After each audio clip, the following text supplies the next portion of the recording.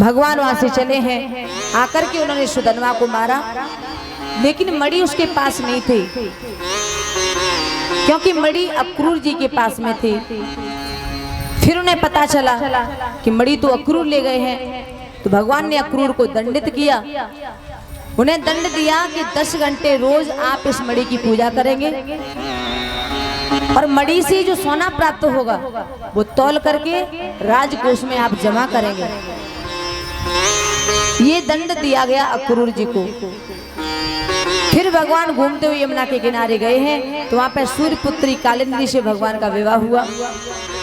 5वां विवाह मित्रवंदना के साथ हुआ, 6वां विवाह सत्या के साथ हुआ, 7वां विवाह भद्रा के साथ हुआ, 8वां विवाह लक्ष्मणा के साथ हुआ और 16,100 पृथ्वी पुत्र भौमासुर ने देश विदेश के राजा की जो बेटियां हैं वो अपने अंतःकरण में उसने एकत्रित कर ली थी, बंदी बना ली। उसका विचार था कि 20,000 कन्याएं हो जाएं तब मैं शादी करूंगा। दुखी होकर के उन बेटियों ने भगवान के लिए पत्र भेजा, मदद मांगी। जब मदद मांगी तो मेरे कन्हैया ने भौमासुर को मार करके 16,100 देवियों के साथ विवाह किया है। अब भगवान की पत्नी हो गई 16,108। फिर भी चैन की बंसी बज रही है।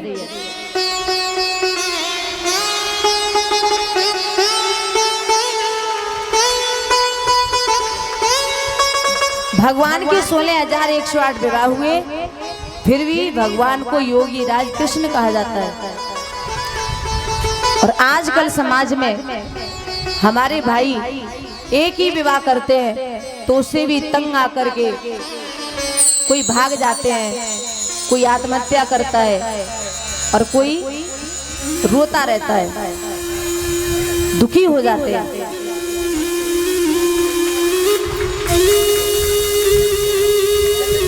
आजकल के भाइयों की बड़ी उल्टी दशा है।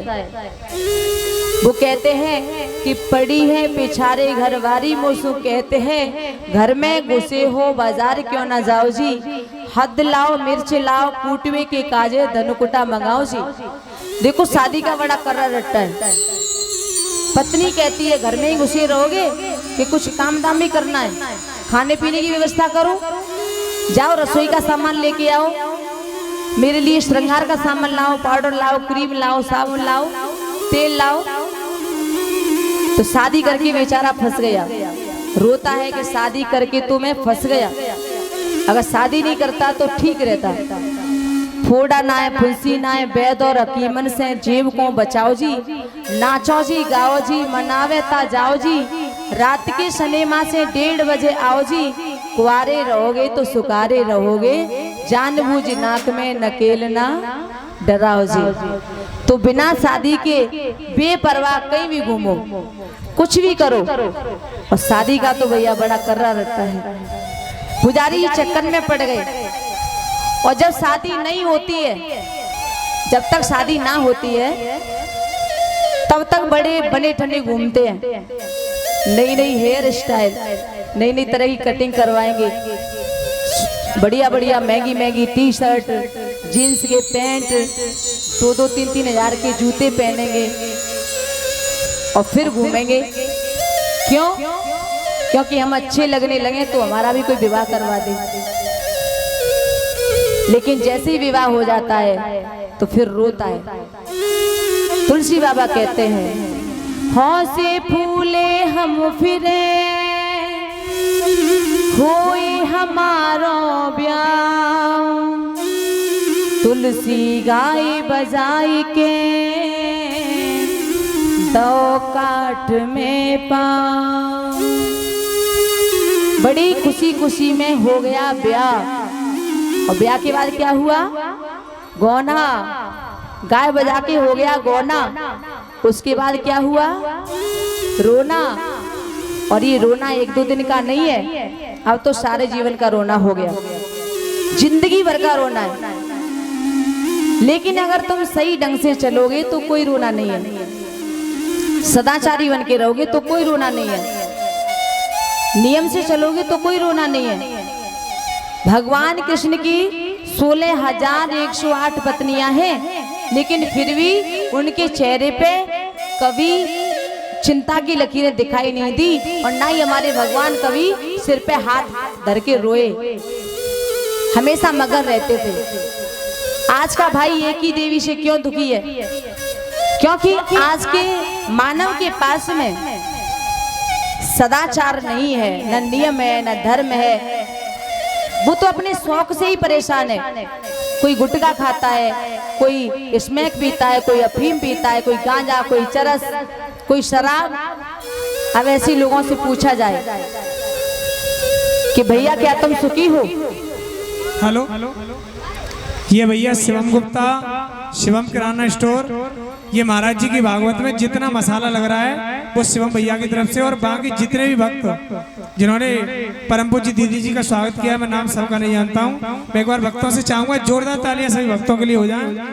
जो भी भक्त यहाँ परम पूज्य दीदी जी का सम्मान कर रहे हैं, और मैं ठाकुर जी से ये प्रार्थना करेंगे, ये ऐसी आकांक्षा करेंगे ठाकुर जी से कि ठाकुर जी इनको सुख समृद्धि इतनी देना ताकि इन भैयाओं के हाथ धर्म के क्षेत्र में हमेशा बढ़ते रहें। माता बहनों ने और भाइयों ने मेरी परम पूज्य दीदी जी का बड़ा सम्मान किया है, तो मैं सभी के लिए चाहूंगा एक बार फिर से जोरदार तालियां।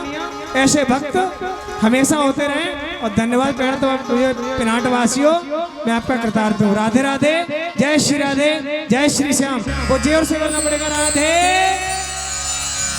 मजा नहीं आ पाया। राधे साउंड से जोर किया। बोली वृंदावन में हरि लाल की जय। तो आज का भाई अपने शौक से ही परेशान है बेचारा। आज के भाई की एक सबसे बड़ी करुणा है कि 300 रुपए कमा के लाता है और 400 रुपए की शराब पी के आता है। अब जब घर पे आएगा तो देवी ने देखा कि खाली हाथ वापस आ गया और शराब पी के और आया है ऊपर से, तो फिर वो रंग बिरंगी गालियां देती है। वो कहती है कि तुझे कहीं कुआ पोखर नहीं मिली,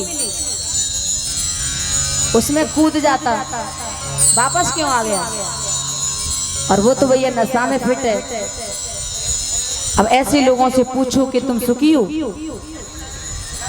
शराब पी पी करके सारा धन बर्बाद कर दिया, घर का सारा मान सम्मान नष्ट हो गया। शराब पी करके नाली में पड़े हैं, कोई गाली दे रहा है, कोई कुछ कह रहा है, कोई कुछ कह रहा है। लेकिन ये शराबी बड़े बेशर्म होते हैं, सब कुछ सह लेते हैं लेकिन शराब पीना नहीं छोड़ते। सुबह उठ करके फिर ठेका पे नजर आएंगे।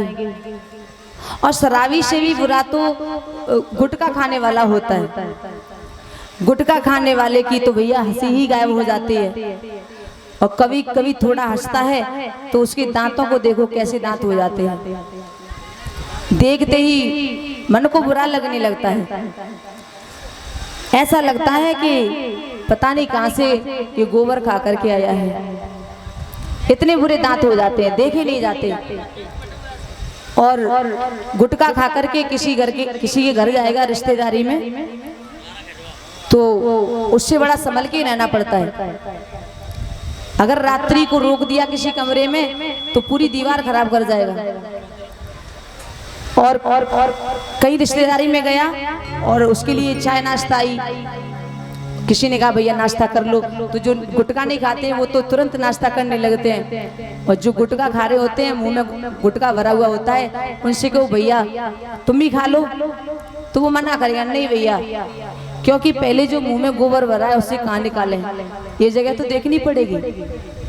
तो गुटखा खाने वाला बहुत बुरा होता है।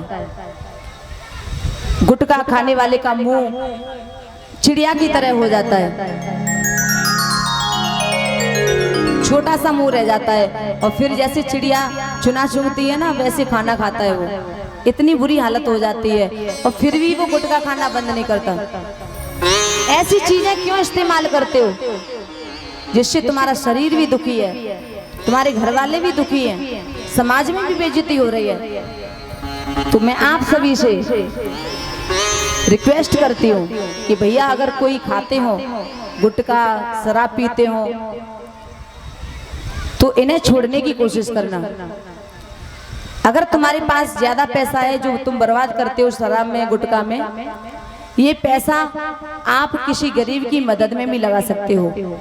100-100 रुपए के गुटके फाड़ देते हो रोजाना, उन 100 रुपए से किसी गरीब के बच्चे की किताबें आ सकती हैं, तो उनकी थोड़ी हेल्प कर सकते हो।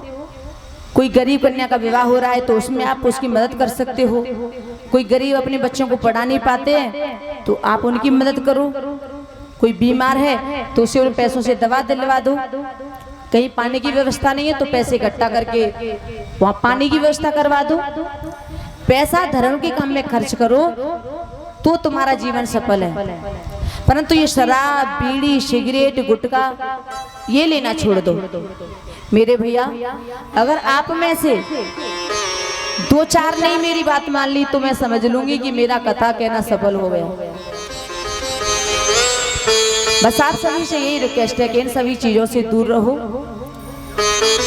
सदलक्षण आपके बच्चे देखें तो उनमें भी वो सदलक्षण आए। जीना है तो राम की तरह जियो, अच्छा जीवन जियो, जिससे तुम भी सुख से रहो और तुम्हारे परिवार वाले भी सुख से रह सके। और नहीं तो आपका मानव जीवन बेकार है। मानव जीवन उसी का सफल है जो इन दुर्गुणों से बच करके रहता है, तो ही मानव जीवन आपका रखना सफल है। बोली वृंदावन बिहारी लाल की जय। तो भगवान ने जब भौमासुर को मार दिया तो कारागृह से 16,100 बेटियां बाहर निकली हैं। उन कन्या को देख करके मेरे गोविंद सोच में पड़ गए हैं कि अब ये राजकुमारी जाएंगी कहाँ। दुनिया का कोई भी राजकुमार या कोई भी इनसे विवाह करने के लिए तैयार नहीं होगा। इनके माता पिता भी इन्हें स्वीकार करने के लिए तैयार नहीं होंगे। इन राजकुमारियों के सामने केवल 2 ही मार्ग हैं, या तो अपनी आत्महत्या कर लें या फिर गलत रास्ते पे चली जाएं।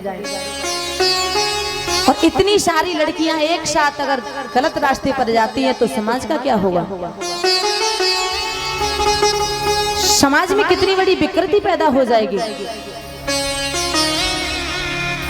तो भैया वो राजकुमारियां धन्य हैं कि भगवान उनके पति बन गए और मानवीय गुणों से जीवन जीने का उन्हें अधिकार मिला। भगवान द्वारका में आ जाते हैं और उनका बड़ा सुंदर, बड़ा प्यारा परिवार है, घर में शांति है। भगवान के 16,108 विवाह हुए। इसका मतलब क्या है? हे राजन, वेद में 3 कांड हैं। पहला ज्ञान कांड और ज्ञान कांड के 4000 मंत्र हैं। दूसरा कर्म कांड, कर्म कांड के 80,000 मंत्र हैं।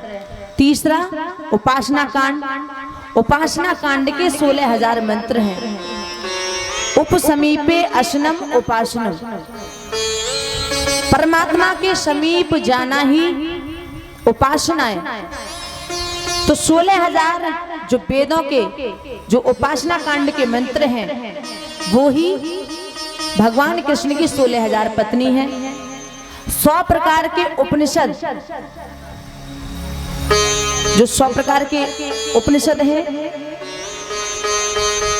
जिनमें भगवान कृष्ण की भक्ति का प्रतिपादन किया गया है, वे 100 उपनिषद ही श्री कृष्ण की 100 पत्नी है। और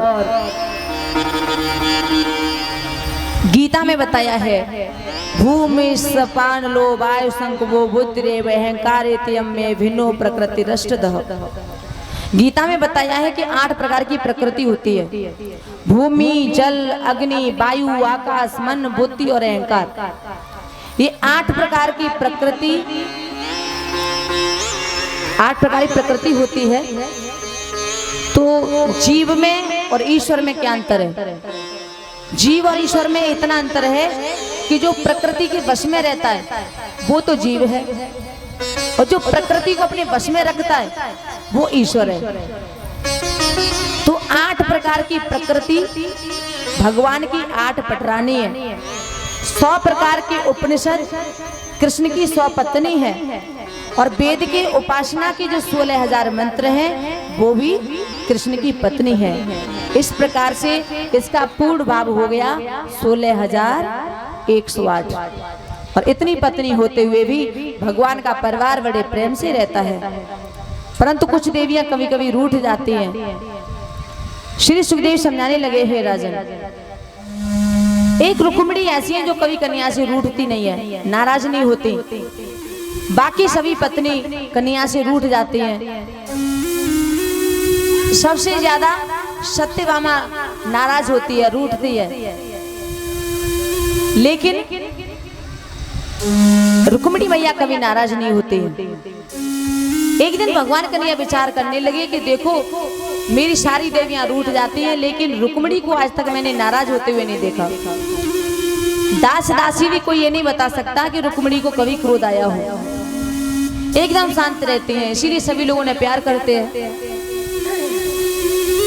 एक दिन भगवान कन्हैया सोचने लगे कि आज तो हम रुक्मिणी के पास जाते हैं और आज हम उन्हें क्रोध दिलाएंगे, गुस्सा दिलाएंगे। देखते हैं कि गुस्से में ये कैसी लगती होंगी।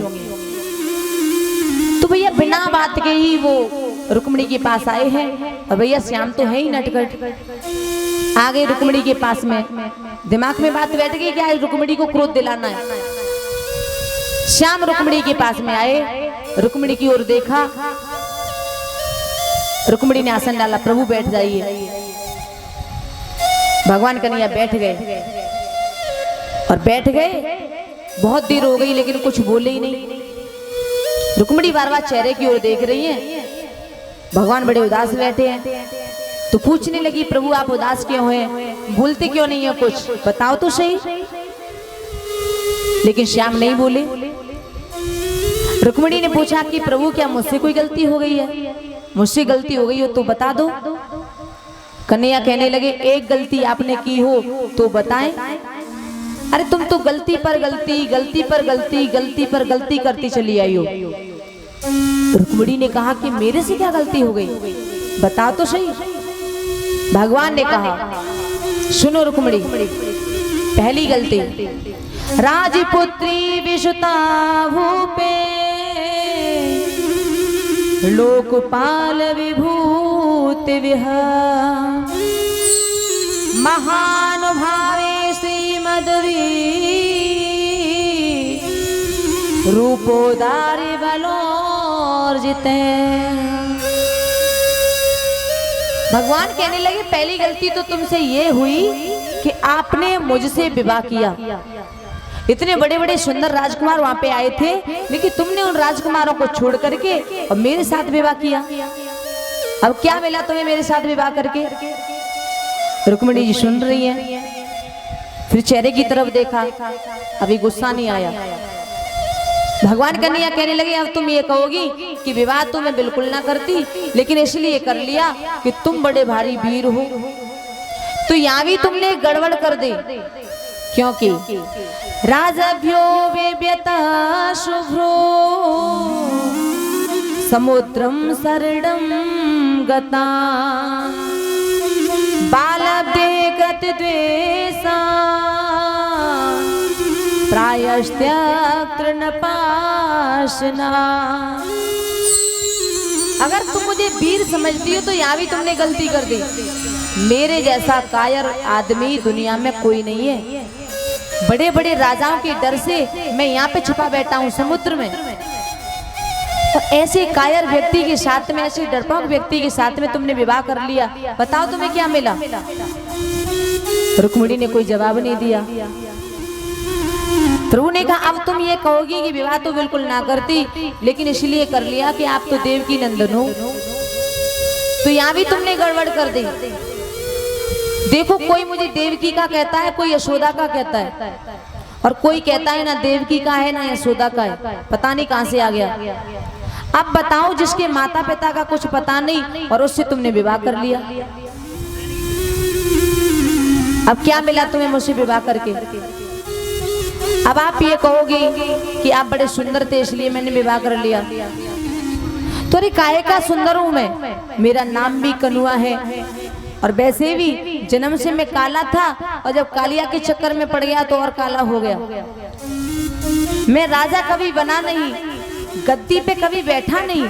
दुनिया के लोग मुझसे द्वेष करते हैं, और तुम्हारे बड़े भाई रुक्मी से भी तो मेरी नहीं बनती। इतनी बात कह करके रुक्मिणी के मुंह की तरफ देखा, उन्हें क्रोध नहीं आया।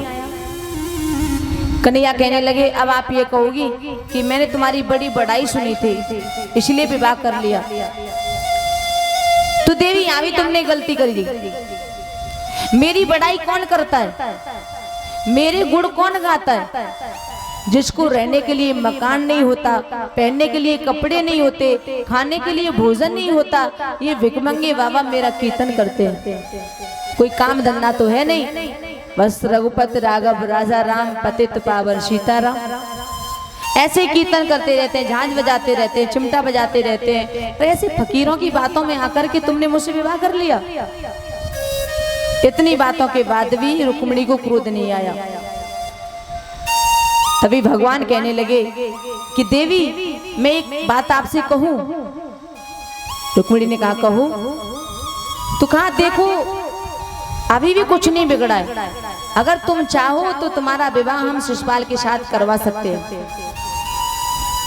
तुम चाहो तो कल ही तुम्हारा विवाह करवा देंगे। तो भैया ये बात कन्हैया ने कब कही रुक्मिणी से? जब रुक्मिणी के 5 पुत्र हो चुके थे, तब वो कह रहे थे कि तुम्हारा विवाह शिशुपाल से करवा दूं, तुम कहो तो। आज की पत्नी होती तो अकल ठिकाने लगा देती, 2-4 दिन खाना नहीं देती तो पति महाराज की अकल बिल्कुल ठीक हो जाती और कहती कि बुढ़ापे में तुम्हारी बुद्धि छटिया गई है। लेकिन रुक्मिणी से जब ये कहा कि मैं तुम्हारा विवाह शिशुपाल के साथ करवा दूं, तो रुक्मिणी कुछ नहीं बोली है, बिल्कुल क्रोध नहीं आया। परंतु जब ये बात कही तुम्हारा विवाह में शिशुपाल के साथ करवा दूं, तो ये बात उन्हें बहुत बुरी लगी। इतनी बुरी लगी कि बेचारी मूर्छित होकर के गिर पड़ी, हाथ से पंखा छूट गया, जमीन पे गिर पड़ी। अब तो भगवान घबरा गए, क्या हुआ क्या हुआ? मैंने सोचा था कि नाराज हो जाएंगी, कुछ उल्टी सीधी सुनाएंगी, रूठ जाएंगी, परंतु ये मजाक तो करनी पड़ गई। मेरे कन्हैया ने 4 भुजाएं धारण कर ली हैं, 2 भुजाओं से रुक्मिणी को उठाया और एक हाथ से पंखा डुला रहे हैं, एक हाथ से पसीना पहुंच रहे हैं। अब 1 घंटे बाद रुक्मिणी मैया को होश आया। मेरी गोपाल कहने लगे रुक्मिणी मामा वेद भर्य सूर्य था, जाने त्वामत परायणा, त्वचः स्रोत कामेन छेल्या चरित मंगने। रुक्मिणी की दशा देख करके मेरे गोविंद के नेत्र में अश्रु आ गए। कहा देवी बुरा मत मानना, तुम्हें पता है ना बचपन से मैं थोड़ा विनोदी स्वभाव का रहता हूँ, हंसी मजाक करना ये मेरा स्वभाव है, और इसीलिए मैंने आपसे अटपटी बातें कर दी। देवी मेरा और तुम्हारा नाता दुनिया से अलग है, मैं हमेशा से तुमसे प्रेम करता आया हूँ, करता रहूंगा, कभी तुमसे दूर नहीं जाऊंगा, ना कभी ऐसी बातें करूंगा। तभी रुक्मिणी ने कहा बस आप अब मेरी बात सुनिए। माता रुक्मिणी ने जवाब दिया है भगवान कन्हैया को। माता कहने लगी प्रभु आपने जो कुछ भी कहा बिल्कुल गलत नहीं कहा, बिल्कुल सही कहा। मेरा और तुम्हारा कोई मेल नहीं है, तुमने विवाह क्यों किया ये बिल्कुल सही है। कहाँ मैं प्रकृति के आबद्ध नारी और कहाँ आप प्रकृति से परे पुराण पुरुषोत्तम श्री हरि, मेरा और आपका मेल है ही कहाँ। ये तो कृपा करके आपने मुझे अपनी पत्नी स्वीकार कर लिया है, ये मेरा सौभाग्य है। दूसरी बात आपने कही कि मेरे माता पिता का कोई पता नहीं है, तो मैं आपसे पूछती हूँ आपके माता पिता होते हैं क्या? जगत के पिता तो आप हैं, जगत के अधीश्वर आप हैं, तो आपके तो कोई माता पिता नहीं होते हैं ना। ये तो दुनिया की लीला रचने के लिए आप किसी को माँ कह दो या पिता कह दो, लेकिन वास्तव में आपका कोई माता पिता होता है क्या? आपने कहा कि मैं बड़ा कायर हूँ, बड़ा डरपोक हूँ, राजाओं के डर से मैं समुद्र में रहता हूँ। तो सुनो ये बात भी आपने सत्य कही। सत्यम भयाद विगुणे वियुरक्रमान्तः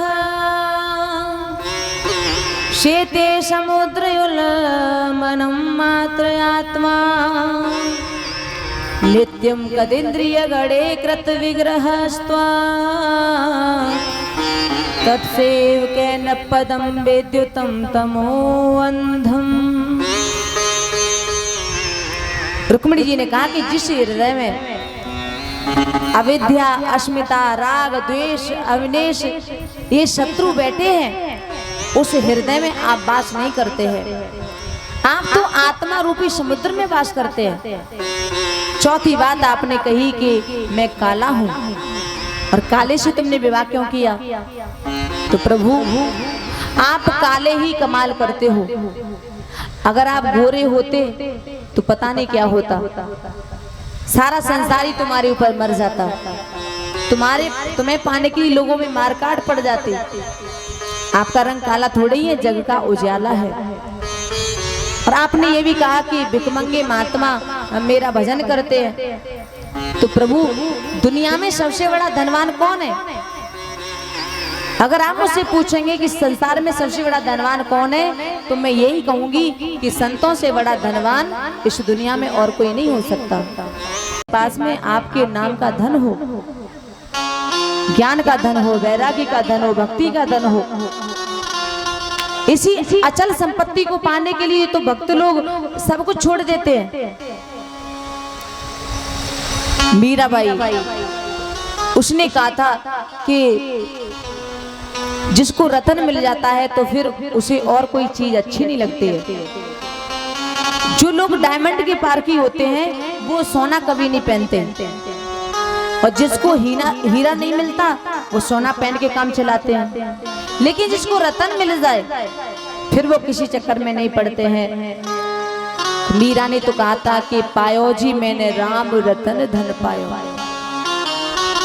मैं आपसे एक बात कहूं, ये संसार की जितनी भी चीजें हैं वो सब बिगड़ने वाली हैं, क्योंकि धन को कमाने में तकलीफ, धन खर्च हो जाए तो तकलीफ, और इनसे ज्यादा तकलीफ होती है धन की रखवाली करने में। धन की रक्षा भी प्रभु की कृपा से होती है, लेकिन राम नाम का जो रतन होता है ना चोर ले जा सकता है, ना कोई लूट सकता है। आप इसको जितना ज्यादा खर्च करोगे उतना ही बढ़ता जाएगा। श्री सुखदेव बताने लगे, हे राजन,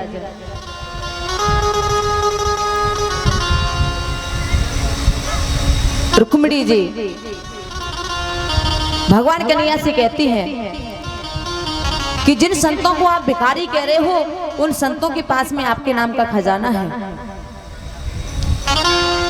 आपके नाम का भंडार है, और उन्हीं संतों के मुख से मैंने आपका नाम सुना और मैंने आपको अपना पति मान लिया।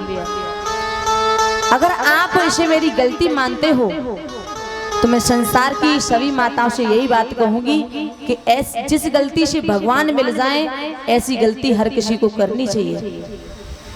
संसार की माताओं को मैं बताऊंगी कि जो गलती मुझसे हुई है वो गलती आप भी करना, जिससे आपको भी परमात्मा की प्राप्ति हो जाए। और भैया ये गलती हर कोई नहीं कर सकता, जिस पर प्रभु की कृपा होती है वो ही कर सकता है। भगवान कन्हैया ने जब ये सुना तो कहा कि रुक्मिणी, मैंने बड़ी कोशिश की तुम्हें क्रोध दिलाने की, लेकिन मैं तुम्हें क्रोधित नहीं कर पाया।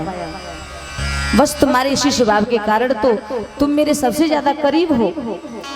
रुक्मिणी मैया को बड़ी प्रसन्नता होती है, तो मेरे गोविंद ऐसी ऐसी अटपटी लीलाएं करते हैं। अभी भगवान का कीर्तन बोलेंगे बड़े भाव के साथ में, फिर सुनेंगे भगवान की रसली कथा। मीठी मीठी ताली के साथ में भगवान का कीर्तन बोलेंगे।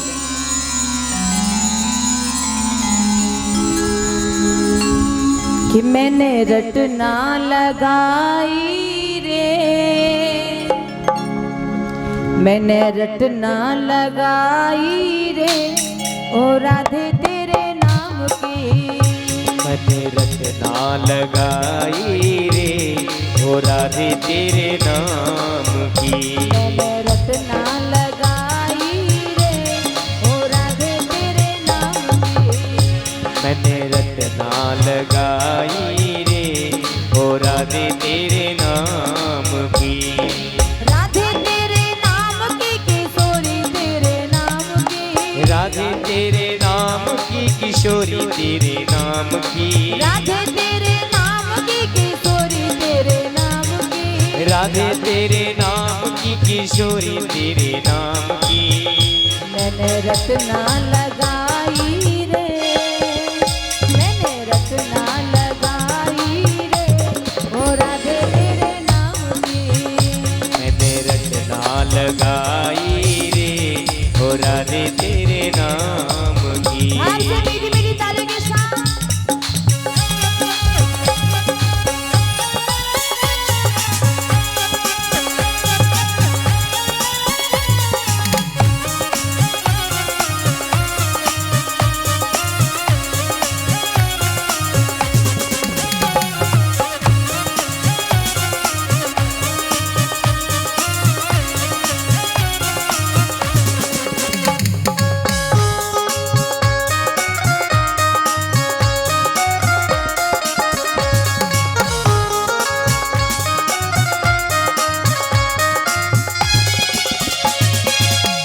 मेरे अलकन में राधा मेरे पलकन में राधा, मेरी अलकन में राधा मेरी पलकन में राधा, मेरे अलकन में राधा मेरे पलकन में राधा, मेरे अलकन में राधा मेरे पलकन में राधा।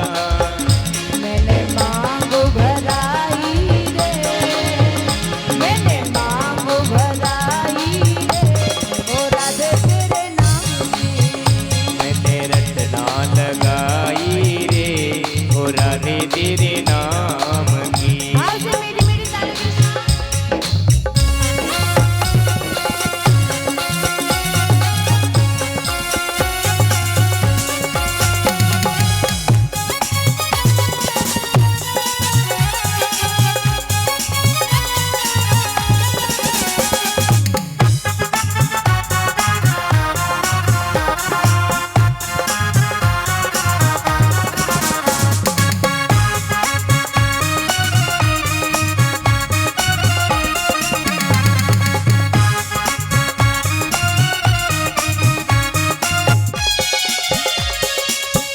मेरे नैनन में राधा मेरे बैनन में राधा, मेरे नैनन में राधा मेरे बैनन में राधा, मेरे नैनन में राधा मेरे बैनन में राधा, मेरे नैनन में राधा मेरे बैनन में राधा।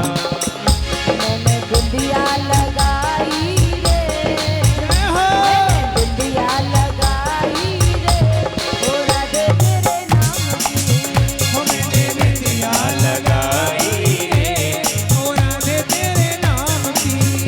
मैंने रचना लगाई रे, ओ राधे तेरे नाम की, मैंने रटना लगाई है ओ राधे तेरे नाम की। भाव से गाए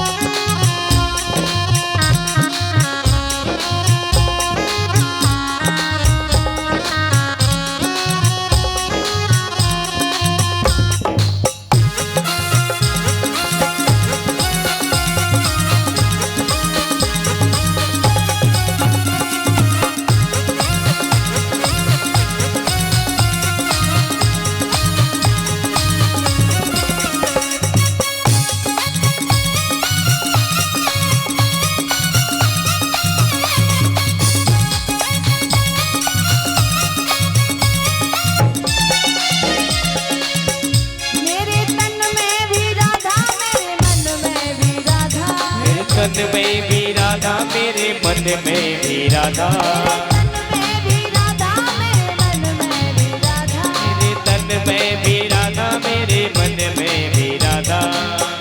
मैंने मेहंदी रचाई रे, मैंने मेहंदी रचाई रे, ओ राधे तेरे नाम की, मैंने मेहंदी रचाई है ओ राधे तेरे नाम की। मैंने रत्ना लगाई रे, ओ राधे तेरे नाम की, मैंने रटना लगाई है ओ राधे तेरे नाम की। राधे तेरे नाम की किशोरी तेरे नाम की, राधे तेरे नाम की किशोरी तेरे नाम की। राधे तेरे नाम की किशोरी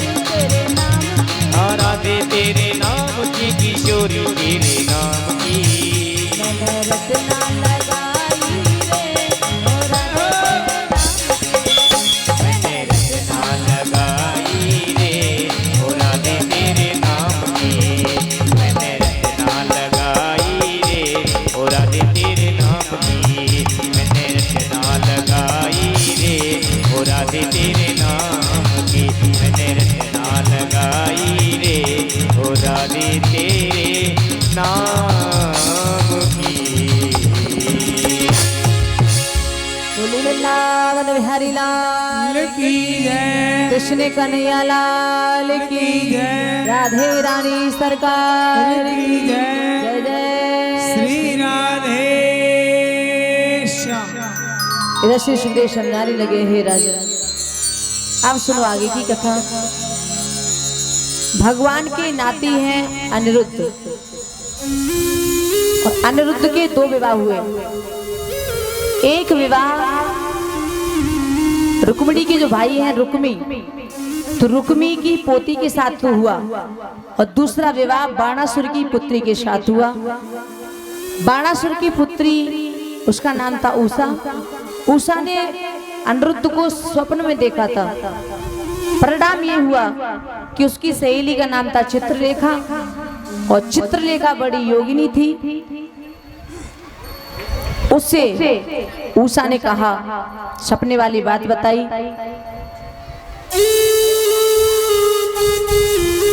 तो चित्रलेखा रात्रि के वक्त द्वारका में जाती है और अनिरुद्ध को चुरा करके लाई। भगवान को नारद जी के द्वारा पता चला तो श्याम ने कहा, श्याम सेना से जाकर के आए और बाणासुर से आकर के कहा कि हमारे नाती को लौटा दो, हमारे पौत्र को लौटा दो। तो बाणासुर नहीं माना। इसी बात पर बाणासुर में और भगवान कृष्ण में युद्ध छिड़ गया। तो बाणासुर की सहायता करने के लिए भगवान कृष्ण के सामने भगवान शंकर आ जाते हैं युद्ध करने और दोनों में युद्ध छिड़ गया। अंत में सबने प्रार्थना की भगवान से, सभी देवता लोग आ गए हैं, सभी आए हैं और बाणासुर को समझाया कि जो शंकर है और कृष्ण है ये अलग नहीं है, ये एक ही है। तो बाणासुर को जब समझ में आ जाता है तो उसने अपनी पुत्री का विवाह अनिरुद्ध के साथ किया। तो पौत्र और पौत्र वधू को लेकर के भगवान द्वारका में आ गए हैं। बोली वृंदावन बिहारी लाल की। आगे श्री सुखदेव जी ने कहा, हे राजन एक बड़ी विचित्र बात है, मैं आपको बताना चाहता हूँ। बोले क्या? तो बताया कि आज मेरे कृष्ण के पुत्र की उम्र हो गई 50 वर्ष की, कृष्ण के जो नाती हैं उनकी उम्र हो गई 25 वर्ष की और बाबा जो है कृष्ण उनकी उम्र हो गई 16 वर्ष की। हे राजन, भगवान श्री राघवेंद्र उन्होंने 13,000 वर्ष तक पृथ्वी पर राज्य किया। ऐसा भागवत में वर्णन आता है कि श्री राम ने 13,000 वर्ष तक राज्य किया। लेकिन श्री राम को जब भी देखते थे लोग तो वो 16 वर्ष के नजर आते थे। क्यों? क्योंकि भगवान के ऊपर कभी काल का असर नहीं होता है। भगवान कालातीत है, काल से परे है। कभी 16 से 17 के नहीं हुए। जब कन्हैया के साथ में नाती आते हैं तो जो घर की बहुएं हैं वो नाती को कृष्ण समझने लगती है और कृष्ण को नाती समझने लगती है। ऐसा हो जाता है कभी कभी। और कृष्ण के जो पौत्र हैं पुत्र हैं वो एक समान सुंदर थे। सभी बड़े सुंदर हैं। भगवान बड़े प्रेम से द्वारका में रह रहे हैं और तभी एक नकली कृष्ण बन गया जिसका नाम है पौंड्रक। उसने भी 2 कंठ की भुजाएं लगा करके वो भी वासुदेव बन गया, जनता से अपनी पूजा करवाने लगा। तो भगवान ने उसका भी उद्धार किया। उसके बाद भगवान पांडवों के यज्ञ में गए। पांडवों ने सभी राजाओं को जीत लिया। बस जरासंध बाकी था, उसे भीमसेन के द्वारा मरवा दिया और पांडवों की यज्ञ पूरी हुई। श्री सुखदेव जी महाराज समझाने लगे, हे राजन अब तुम्हें हम एक बहुत सुंदर प्रसंग सुनाने के लिए जा रहे हैं और इसमें आप सुनेंगे कि श्री कृष्ण जैसा करुणावान और कौन हो सकता है। हम आपसे सुदामा के विषय में थोड़ी चर्चा करेंगे। सुदामा का जीवन क्या है? देखो, सुदामा के बारे में लोगों के मन में कुछ भ्रांतियां हैं, शास्त्रों में कुछ लिखा है और लोग कुछ कहते हैं। मैंने किसी हिंदी पुस्तक में पढ़ा था कि सुदामा जी घर घर भीख मांगते थे, उनके घर में फूटी कौड़ी नहीं थी। तो तो घर घर भिक्षा मांगने जाते थे। लेकिन श्री भागवत जी में सुदामा को एक भी जगह भिखारी नहीं बताया गया, एक भी जगह सुखदेव जी ने उन्हें भिखारी नहीं कहा। उनके बारे में भगवान सुखदेव जी ने बताया है, व्यास जी ने लिखा है, कृष्णस्यासीर सखा कशित ब्राह्मणो ब्रह्मविन्तमः विरक्त इंद्रियार्थेषु प्रशांतात्मा जितेंद्रियः। सुदामा जी बचपन से विरक्त थे, इंद्रियों में सुदामा की विरक्ति थी। सुदामा का प्रशांत मन है और भैया ब्राह्मण को कभी भीख नहीं मांगनी चाहिए। दान लेने का अधिकार ब्राह्मण का है, लेकिन भीख मांगने का उसका अधिकार नहीं है। तीसरी बात, एक भी जगह भागवत में सुदामा को भिखारी नहीं बताया गया है, कहीं उन्हें दरिद्र संबोधन नहीं किया गया है। लेकिन मैं समझती हूँ कि जितने सुंदर विशेषण सुदामा के लिए प्रयुक्त किए गए हैं, उतने सुंदर विशेषण शायद किसी के लिए प्रयुक्त नहीं किए गए। सुदामा जी के घर में सुबह खाएं शाम का कोई पता नहीं है, ये बिल्कुल सही बात है। लेकिन सुदामा दरिद्र है, ये बिल्कुल गलत बात है। गरीब होना अलग बात है, दरिद्र होना अलग बात है। सुदामा गरीब है लेकिन दरिद्र नहीं है। एक अरबपति को हम दरिद्र कह सकते हैं, लेकिन एक गरीब को दरिद्र नहीं कह सकते। दरिद्र किसे कहते हैं? दरिद्रो यस्तु असंतुष्टो। दरिद्र वो है जो असंतोषी है, जिसके मन में असंतोष है, वो दरिद्र है। और जब आवे संतोष धन तो सब धन धूल समान। संतोष रूपी धन जिसके पास है तो फिर वो दरिद्र थोड़े ही है भैया। सुदामा ने अपने जीवन में कभी किसी से एक पैसा नहीं मांगा। जो भी कथा में मिल जाता है, पूजन पाठ में मिल जाता है, बस उसी से घर का गुजारा चलाते हैं, मांगने किसी के यहाँ नहीं जाते हैं। अगर दान में कुछ नहीं मिलता है तो फल खाकर के गुजर करते हैं। फल भी नहीं मिलते हैं तो खेत कटने के बाद जो अन्न पड़ा रह जाता है खेतों में, तो उन्हें बीन करके लाते हैं, धो करके उन्हें सुखाते हैं और फिर देवी सुशीला से पिसवाते हैं और चाट टिक्कर बनवाते हैं। दो खुद खाते हैं, दो पत्नी खाती है और बड़े प्रेम से रह रहे हैं। इसी दशा में 10 साल व्यतीत हो गई और सुदामा की दशा बड़ी कमजोर होती जा रही है। चेहरे पे झुर्रियां पड़ने लगी, शरीर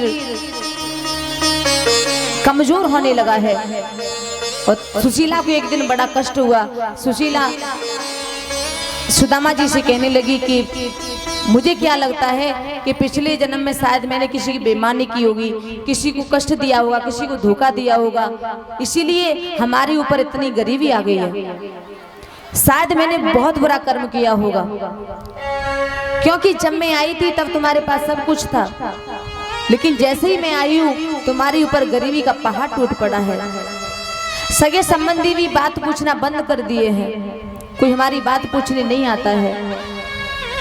शायद मुझसे कोई घोर पाप हो गया है और उसका भोग मेरे साथ साथ तुमको भी भोगना पड़ रहा है।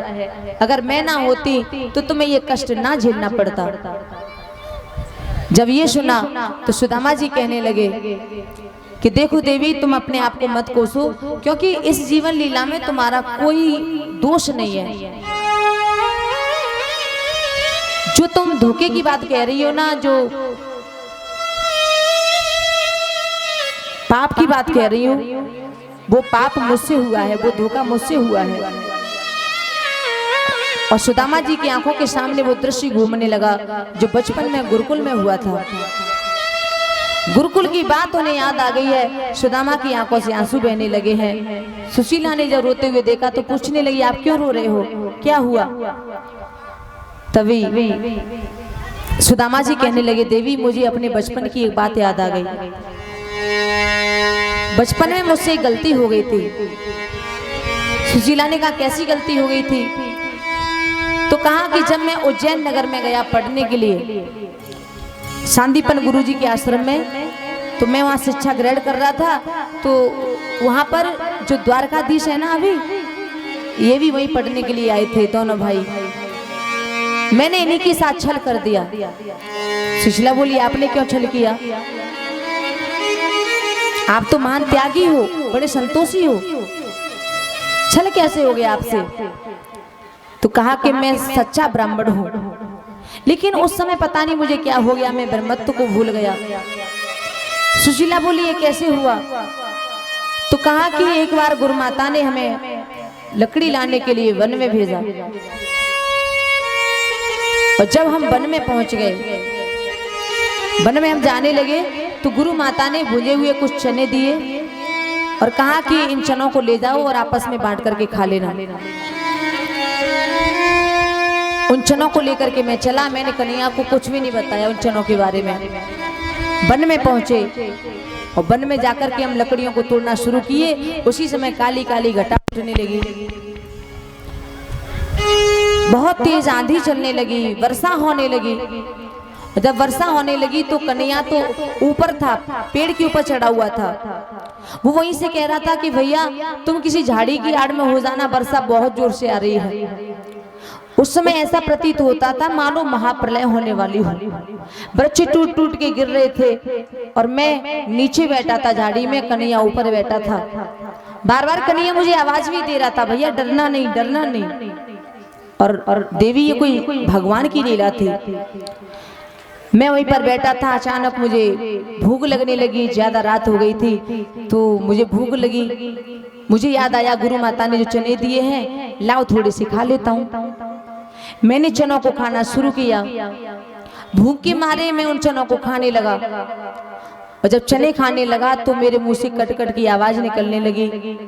कन्हैया ने ये आवाज सुनी तो उसने कहा कि भैया तुम्हारे पास कुछ है तो मुझे भी दे दो, मुझे भी भूख लगी है। तो देवी मैंने उस कन्हैया से झूठ बोल दिया। मैंने कह दिया कि नहीं मेरे पास कुछ नहीं है।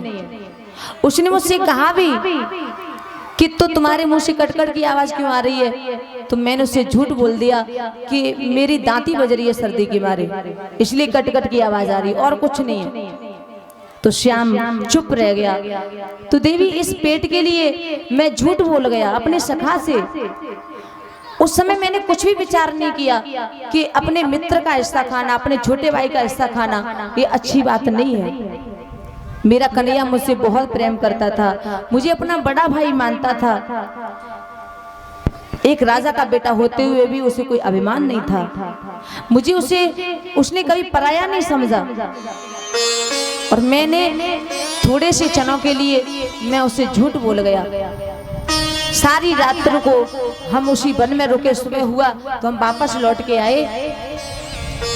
गुरु माता ने दोनों के भीगे वस्त्र उतरवाए, नए वस्त्र पहनवाए, और गुरु माता ने तभी कन्हैया से पूछा कि कन्हैया ये बताओ सारी रात हो गई तो मैं वन में कुछ खाया पिया कि नहीं?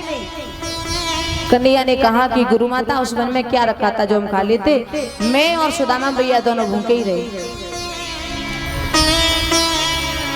जब ये सुना गुरु माता ने तो गुरु माता को बड़ा क्रोध आ गया, और मैं गुरु माँ के सामने गया तो मेरी आंखें शर्म के मारे नीचे हो गई।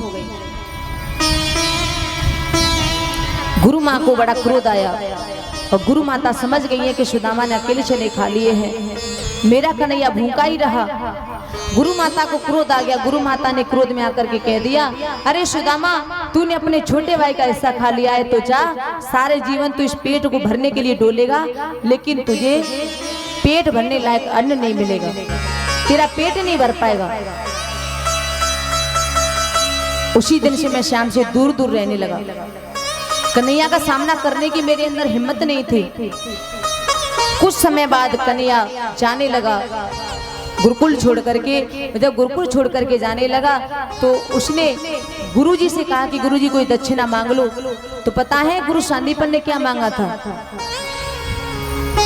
गुरु सांदीपन ने बहुत अनोखी चीज मांगी थी। द्विजस्त्रियोस्तम महिमानबुदम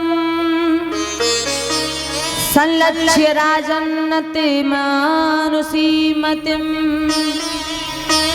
सम्मन्त्र्य पन्यास महार्णवे मृतं बालं प्रभासे वर्याम भूवः।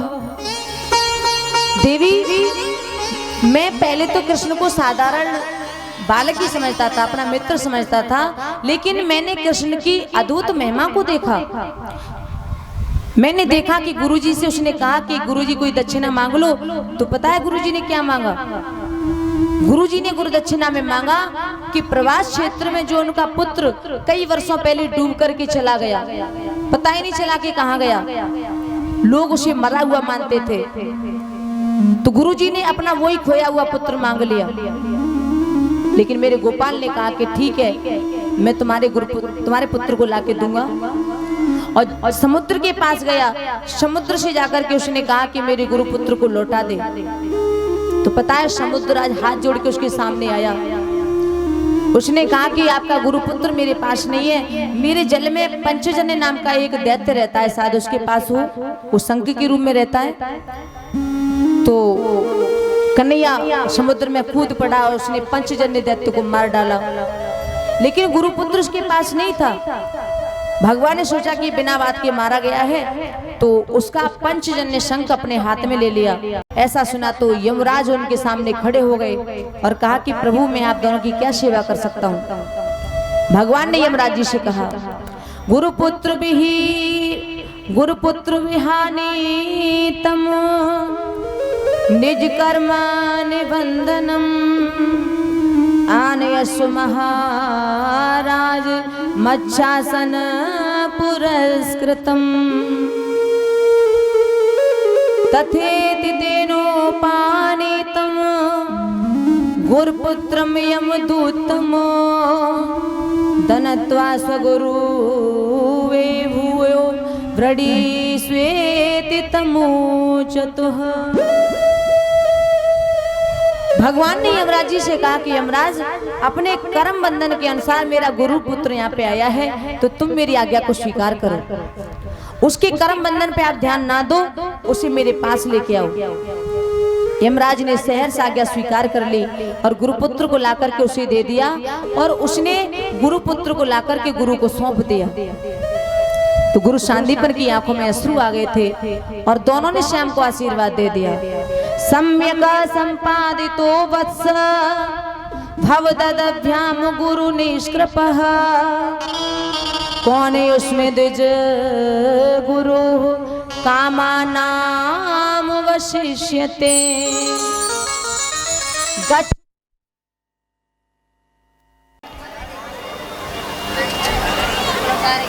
बताया है कि गुरु शांतिपन भाविभोर हो गए और कहा, लाला तुम दोनों ने भली बात गुरु दक्षिणा दी है, अब मुझे कुछ भी नहीं चाहिए। जो तुम्हारे जैसे पुरुषोत्तमों का गुरु है, उसका कौन सा मनोरथ अपूर्ण रह सकता है। राम और श्याम, अब तुम दोनों अपने घर जाओ, मेरा आशीर्वाद तुम्हारे साथ है। तुम्हारी विद्या हमेशा नवीन बनी रहे, लोगों को प्राप्त करने वाली तुम्हारी कीर्ति बनी रहे। और देवी जब कन्हैया की विदाई हुई तो सभी लोग उनकी विदाई में शामिल हुए, लेकिन मेरी हिम्मत नहीं हुई। मैं अकेला वहां आकर के बैठ गया जहां से कृष्ण का रथ जाने वाला था। कृष्ण का रथ जब निकल के जाने लगा, मैं रास्ते के सहारे बैठा हुआ था। कन्हैया ने मुझे देखा तो वो रथ से कूद पड़ा और दौड़ता हुआ मुझे मेरे पास आकर के गले से लगा लिया और कहा, सुदामा तुम मेरी विदाई में शामिल क्यों नहीं हुए? मैं कब से तुम्हें देख रहा था। और जब कन्हैया ने मुझसे इतना कहा, मुझे बहुत रोना आया, बहुत रोना आया, और मैंने अपने कर्मों की माफी मांगी कि लाला मुझसे गलती हो गई। तो कन्हैया ने मुझसे कहा था कि भैया गलती हो जाती है इंसान से, आप इसकी चिंता मत करो, लेकिन एक बात याद रखना अपने जीवन में, आपके जीवन में अगर कोई कमी आए तो एक बार मेरे पास चले आना बिना झिझक के। मैं तुम्हारे सारे कष्टों को दूर कर दूंगा। अपने मित्र को भूलना मत।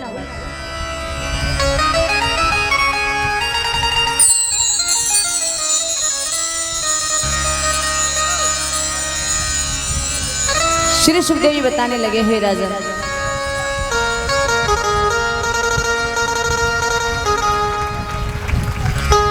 सुदामा जी कहते हैं कि देवी ये कर्मों का खेल है। मेरे कर्म ऐसे थे कि मेरे पास गरीबी आ गई और कृष्ण द्वारका का द्वारकाधीश बन गया। अब जो होना था वो सब हो गया। अब मैं उस बात को याद नहीं करना चाहता हूँ। बस आज तुमने याद दिला दी, इसलिए मैंने तुम्हें बता दिया। जब सुशीला ने सुना कि कृष्ण इनके मित्र हैं, तो सुशीला सुदामा से कहने लगी है कि प्रभु, द्वारकाधीश आपके मित्र हैं, आपके साथ बड़े हैं, तो मैं आपसे एक बात कहूं। कहा कहो। तो सुदामा से सुशीला कहने लगी कि प्रभु, आप अगर मेरी एक बात मान लो तो आप कृष्ण से मिलने के लिए चले जाओ। मुझे विश्वास है कि आप कृष्ण से मिलने के लिए जाएंगे तो आपके सारे कष्ट दूर हो जाएंगे। मेरे प्रभु तुम्हारी गरीबी को एक पल में दूर कर देंगे। सुदामा जी ने कहा कि देखो देवी, स्वार्थवश तो मैं किसी के पास नहीं जाता। मैं अपना स्वार्थ लेकर के कन्हैया के पास बिल्कुल नहीं जाऊंगा। सुशीला कहने लगी, अगर तुम कुछ मांगना नहीं चाहते उनसे तो एक बार उनके दर्शन तो कराओ। कुछ मांगना मत, बस दर्शन कराना। इतना सुना तो सुदामा कहने लगे, देखो देवी, तुम जानती हो कि मैं मांगने कभी नहीं जाता हूँ, और अब तुम कह रही हो कि मैं चला जाऊं कृष्ण के पास दर्शन करने के लिए, तो मैं चला जाऊंगा। लेकिन एक बात याद रखो, जब गुरु के घर जाते हैं, मित्र के घर जाते हैं, तो खाली हाथ नहीं जाते, कुछ न कुछ लेकर के जाते हैं। लेकिन मेरे पास तो कुछ भी नहीं है, मैं क्या लेकर के जाऊं, किससे मांगू? और तुम जानती हो मैं मांगूंगा किसी से नहीं। तो सुशीला कहने लगी, मैं आपसे मांगने के लिए नहीं कह रही हूँ, आप प्रभु के लिए कुछ ले जाना चाहते हो तो चिंता मत करो, मैं अभी कुछ लेके आती हूँ। सुशीला चली है, पड़ोस में गई, और पड़ोस में जाकर के ब्राह्मणों के घर से 4 मुट्ठी चावल मांग करके लाई है। या चित्वा चतुरो मुष्टिन विप्रान प्रथुक तंदुलान। सुदामा की देवी 4 मुट्ठी चावल लेकर के आई है। अगर वो गांव में सारा कर देती तो 2-4 बोरी हो जाती, लेकिन मांगा नहीं, 4 मुट्ठी चावल लाई, वो ही उधार लेके आई। सुशीला ने विचार किया कि मेरे पति भगवान से कुछ नहीं मांगेंगे, तो ऐसा कुछ करूं जिससे मेरे गोपाल समझ रहे हैं कि सुदामा के घर खाने के लिए कुछ भी नहीं है। तो 4 घर के चावल एक जगह रख दिए। और भैया 4 घर के चावल जब एक जगह रखे जाते हैं तो चावलों में अंतर होता है, कोई टेढ़ा होगा, कोई मोटा होगा, कोई पतला होगा। और चावलों को ऐसे कपड़े में बांधा जो एक विलस्त कपड़ा, वो भी 5 जगह से फटा हुआ था, फट करके शिला हुआ था। उस कपड़े में चावलों को बांधा है और कहा, लो आप ये चावलों को ले जाओ, द्वारकाधीश से स्वीकार करेंगे। सुदामा जी उन चावलों को लेकर के चलने लगे हैं। अपनी पत्नी से कहा कि तुम अपना ख्याल रखना, मैं भगवान से मिलने के लिए जा रहा हूं। सुदामा जी चले जा रहे हैं, राधे कृष्ण गाते जा रहे हैं। उनका वेश देखिए, सुदामा का शरीर कैसा है।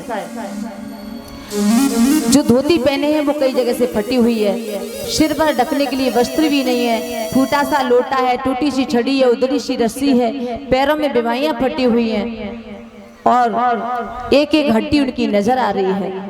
इतना दुबला पतला शरीर है, लेकिन मस्तिष्क से ब्रह्म तेज चमक रहा है। सुदामा जा रहे हैं, द्वारका के लिए जा रहे हैं, लेकिन भैया रास्ता भूल गए और पहुंच गए काशी।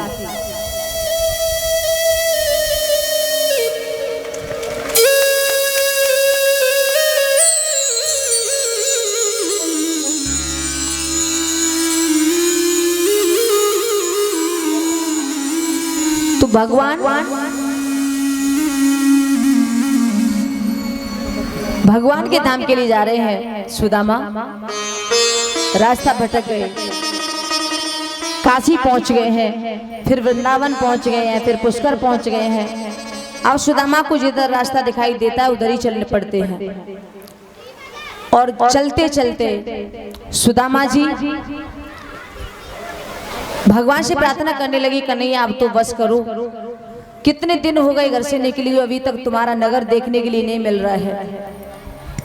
तू हमें करोड़पति मत बनाना, लेकिन कम से कम दर्शन तो हो जाए। तेरे गांव का रास्ता ही नहीं मिल रहा है मुझे तो, लेकिन कुछ भी कर ले, मैं तेरे गांव के पास आके ही रहूंगा, कुछ भी हो जाए तेरे नगर में आके रहूंगा।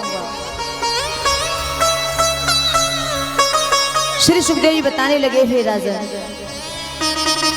सुदामा जी चलते गए और चलते चलते अचानक उनका रास्ता रुक गया। क्यों? क्योंकि आगे एक विशाल आकार की नदी पड़ गई। और जब विशाल आकार की नदी पड़ गई तो सुदामा जी सोचने लगे, अब उस पार कैसे जाऊं। इधर उधर देखा, कोई केवट भी नहीं है, कोई नाव भी नहीं है। अब तो सुदामा जी को बड़ी भारी चिंता सताने लगी। सुदामा जी नदी की रेती में बैठ जाते हैं और भगवान का ध्यान करने लगी, कन्हैया कोई न कोई तो युक्ति लगा, उस पार जाने की कोई तो तू व्यवस्था कर, और नहीं तो मैं वापस तो जाने वाला नहीं हूँ। तैरना नहीं आता है, इस नदी में डूब जाऊंगा, मर जाऊंगा, लेकिन वापस नहीं जाऊंगा लौट के। इसलिए तू कुछ तो व्यवस्था कर, कोई युक्ति लगा। भगवान से प्रार्थना करने लगे हैं। और जब भगवान से प्रार्थना की है तो उसी समय मेरे कन्हैया वहां पर एक केवट का रूप लेकर के आ जाते हैं, नाव लेकर के आ जाते हैं। और नाव लेकर के सुदामा जी के पास आ गए और सुदामा जी से हाथ जोड़ के कहा, क्यों ब्राह्मण देवता उस पार जाना है कि नहीं। सुदामा जी ने देखा कि नाव के साथ केवट आ गया है तो सुदामा जी बड़े प्रसन्न हुए। सुदामा जी कहने लगे, हाँ भैया मैं उस पार जाना चाहता हूँ। भगवान ने कहा तो आओ बैठो। अब सुदामा जी जैसे ही नाव में बैठने वाले थे कि अचानक उनके पैर रुक गए, उनके कदम रुक गए। सुदामा जी कहने लगे कि भैया मुझे नहीं बैठना। केवट ने कहा, अरे भैया अभी तो तुम कह रहे थे कि मुझे जाना है उस पार, अब क्या हो गया। सुदामा जी कहने लगे, देखो भैया मैं तुम्हारी नाव में बैठूं तो कैसे बैठूं, मेरे पास उतराई में देने के लिए तो कुछ भी नहीं है। कन्हैया कहने लगे, अरे कुछ तो होगा, जो हो वही दे देना, बोनी बट्टे का समय है। सुदामा कहने लगे, मेरे पास कुछ भी नहीं है। भगवान कहने लगे, अरे भैया कुछ तो होगा, जो हो वो दे देना। सुदामा बोले, मेरे पास फूटी कौड़ी भी नहीं है।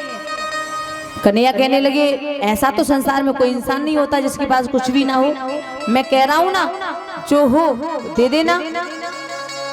सुदामा झुंझला करके कहने लगे कि वैसे तो मेरे पास कुछ है नहीं, और जो है वो तुम लोगे नहीं। श्याम मुस्कुरा करके कहने लगे, अरे जो हो दे दो ना, बताओ क्या है तुम्हारे पास। सुदामा झुंझला के कहने लगे, मेरे पास गरीबी है, लोगे क्या।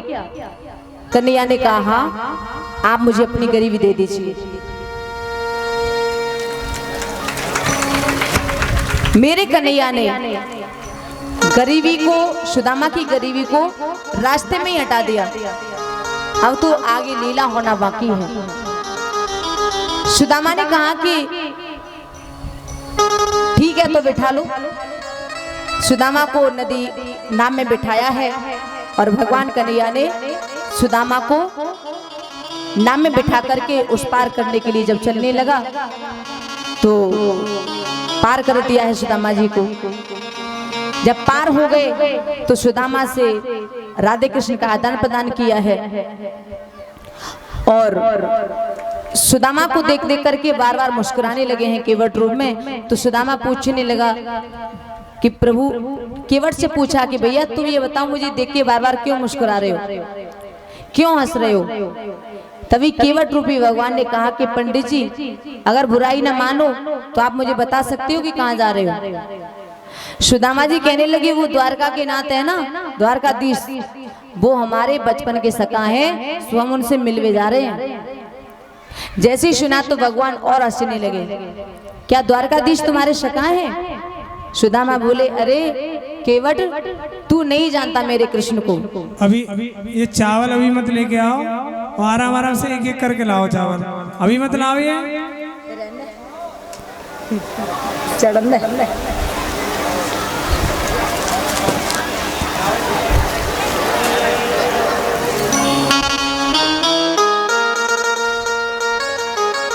श्री सुखदेव समझाने लगे, हे राजन, जब भगवान केवट रूप में हंसने लगे तो सुदामा ने कहा, अरे तू नहीं जानता मेरे द्वारकाधीश को, तूने तो जिंदगी भर गाय चलाई है, तूने जिंदगी भर ये नाभि चलाई है और कुछ नहीं आता तेरे को। मेरे कृष्ण को तू नहीं जानता। मेरा कृष्ण ये नहीं देखता कि शरीर पर कपड़े कैसे पहने हैं, रूप कैसा है, वो ऐसा कुछ भी नहीं देखता, वो तो बस भाव को देखता है। और तू भी एक बार अगर मेरे कृष्ण से मिल लेगा ना तो ये नाव वाव चलाना छोड़ देगा, दौड़ता हुआ तू भी जाएगा जैसे मैं जा रहा हूँ।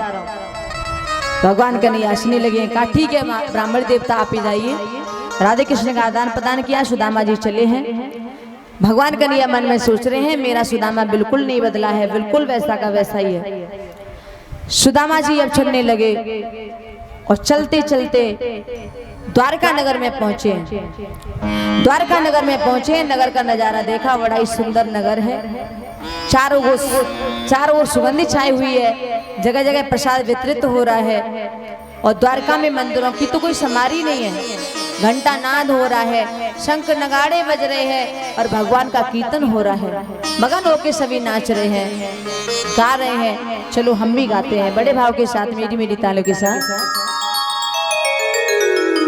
कि यहाँ झूम झूम कर नाचे रे सब बोले राधे कृष्णा। यहाँ झूम झूम कर नाचे रे सब बोले राधे कृष्णा। यहाँ झूम झूम कर नाचे रे सब बोले राधे कृष्णा। यहाँ झूम झूम कर नाचे रे सब बोले राधे कृष्णा। सब बोले राधे कृष्णा, सब बोले राधे कृष्णा। सब बोले राधे कृष्णा, सब बोले राधे कृष्णा।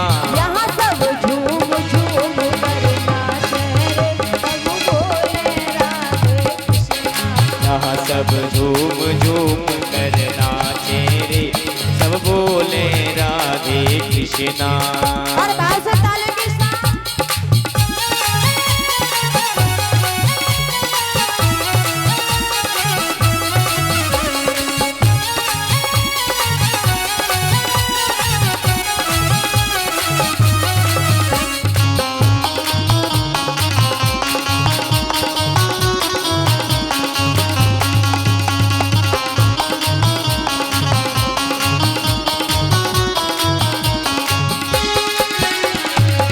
घर घर में नर नारी गावे, घर घर में नर नारी गावे। श्याम को पूजे श्याम मनावे। श्याम को झूमे श्याम मनावे। घर घर में नर नारी गावे, घर घर में नर नारी गावे। श्याम को पूजे श्याम मनावे। श्याम को पूजे श्याम मनावे। यहाँ श्याम राग रंग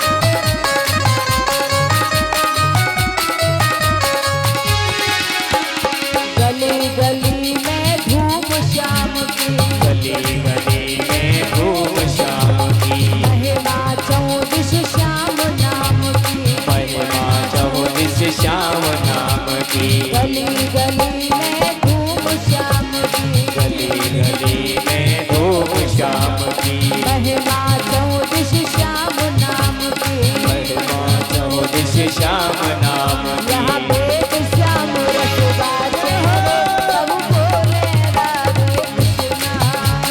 वेद श्याम रस गाते रे, सब बोले राधे कृष्णा। यहाँ सब झूम झूम कर नाचे रे, सब बोले राधे कृष्णा।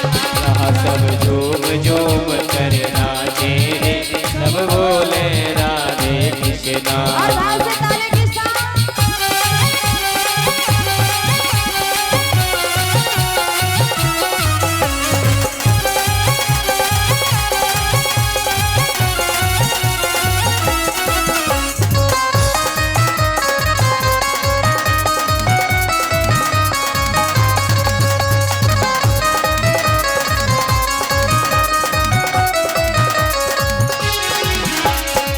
श्याम रंग में रंगा नगर है, श्याम रंग में रंगा नगर रे, ऐसा श्याम यहाँ घर घर है।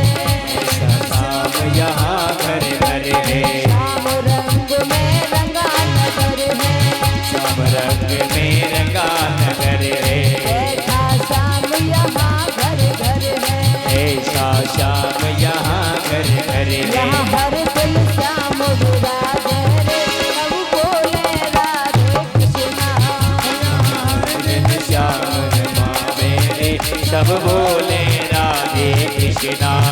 श्याम रमावे रे, सब बोले राधे कृष्णा।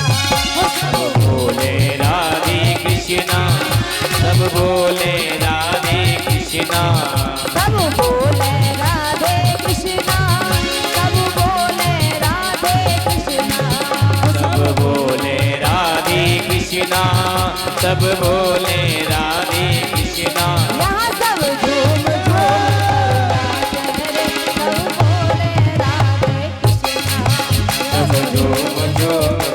नाचे रे, सब बोले राधे कृष्णा। सब झूम झूम कर नाचे रे, सब बोले राधे कृष्णा। यहाँ सब बोले राधे कृष्णा, सब बोले राधे कृष्णा। सब बोले राधे कृष्णा, सब बोले राधे कृष्णा। सब बोले राधे कृष्णा। बोली वृंदावन बिहारी लाल की, कृष्ण कन्हैया लाल की, राधे रानी सरकार की जय जय श्री राम।